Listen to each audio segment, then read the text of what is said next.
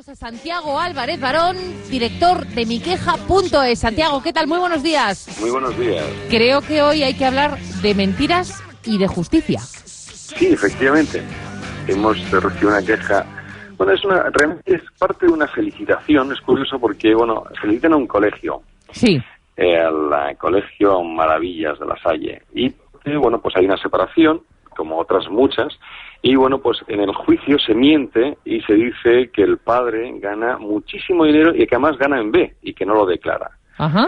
El padre incluso, parece ser que denuncia la situación ante el Colegio de Abogados y el Colegio de Abogados dice que, el abogado tiene ante todo que defender a su cliente y para ello puede utilizar cualquier prueba y herramienta y puede utilizar cualquier cosa con tal de defender a su cliente. Entonces, están dando a entender que sí se puede mentir.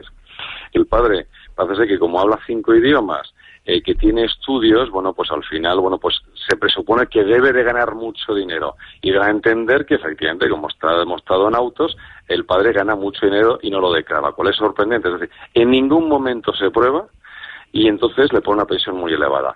Al cabo de los años, el padre no puede pagar la pensión y hay un juzgado que efectivamente dictamina que él es insolvente. El juzgado de familia baja la pensión, pero la audiencia provincial le vuelve a condenar indicando que no está aprobado el que haya bajado los ingresos. Entonces, este padre parece que tiene abogado justicia gratuita, está en una situación de embargo social, pero el jugador interpreta que esta persona está ganando dinero en B.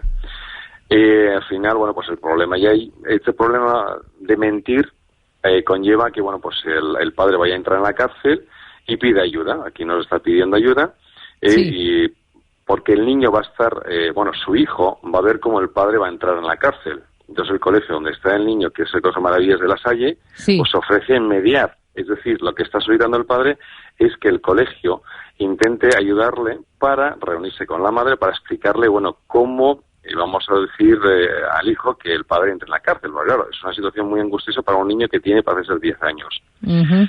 Entonces, claro, de una situación, de una mentira, hay unas consecuencias brutales. Porque, claro, a un niño le va a interesar estudiar, el ver dónde están los Alpes, el conocer música, si luego no ve a su padre, o bien, si él ve que una de las partes ha mentido y ha ganado, ¿por qué va a pensar que no debes de mentir si el que miente ha ganado? Mientras que el que nunca ha mentido parece ser que es el que va a la cárcel. Entonces se le va a trastocar un poco el tema. Entonces ahí atacamos el tema de familia, que es un caso muy interesante, porque hay que diferenciar quién miente, si el denunciante o el acusado.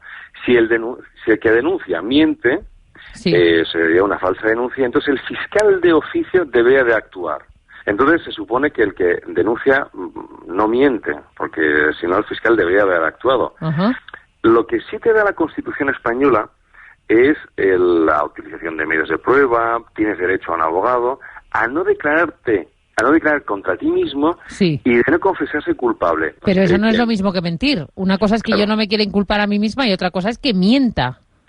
Claro. Entonces, hay poderes políticos, incluso en el ministerio hay un escrito del señor ministro que efectivamente entiende que la policía haya mentido, porque claro, es su derecho a defensa. Entonces hay un límite muy sutil, ¿no? Muy sutil y además es que lo más curioso, por ejemplo, que es a lo que vamos, por ejemplo, aquí hay abogados que también han hecho comentarios al respecto, que lo que es lamentable es que no hay que mentir. Incluso, por ejemplo, los abogados no deberían de mentir porque hay un código deontológico. Pero lo curioso es que el Colegio de Abogados, por ejemplo, el de Madrid, sí permite que sus abogados mientan. Y no ha hecho absolutamente nada en este caso. Pero es que además, la percepción que tenemos, como dice aquí uno, lo más grave es que en España ya estamos acostumbrados a procesos judiciales en los que lo que es normal es mentir. Pero de todas maneras, Santiago, en el caso que nos estabas contando del padre y de la pensión, también habría que oír si el abogado de la parte contraria, en este caso de su exmujer, reconoce que miente o tiene otra versión del asunto, porque eso pasa, claro.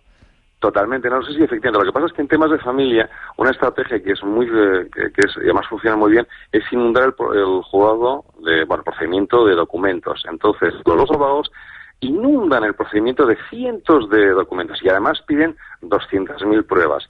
¿Qué es lo que ocurre? Si tú miras el número de sentencias y de autos y de providencias que dictan los juzgados y lo divides por el número de días que van los jueces a trabajar, te das cuenta que es absolutamente insostenible. Tienen que emitir una sentencia cada media hora, lo cual es imposible, porque en media hora no eres capaz de leerte un procedimiento, de estar 3 horas en el juicio y luego de dictar una sentencia, lo cual es imposible. De lo cual se deduce que...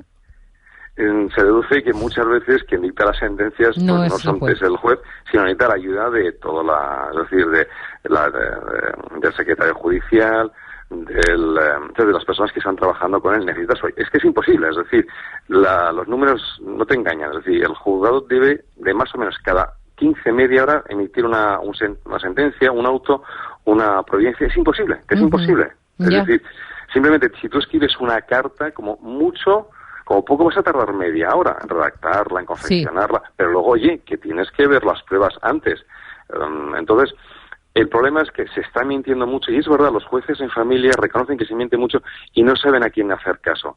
¿Qué es lo que hacen muchas veces? Pues lo que hacen es, lo más importante en temas de familia es el acto del juicio oral, es la presentación, los datos, etcétera. Entonces, porque el juez se tiene muy en consideración el juicio, porque ahí tienes que aportar toda la prueba. Claro. Entonces, ahí es donde más de uno que dice que la justicia es un cachondeo o que es una obra de teatro, es verdad. El momento del juicio es fundamental, cómo presentas las pruebas, que sean claras, y luego no nos engañemos. Los jueces, pues también, algunos casos, pues se dejan influenciar por alarma social, por presiones, por muchos otros factores que no tienen nada que ver con el juicio en sí.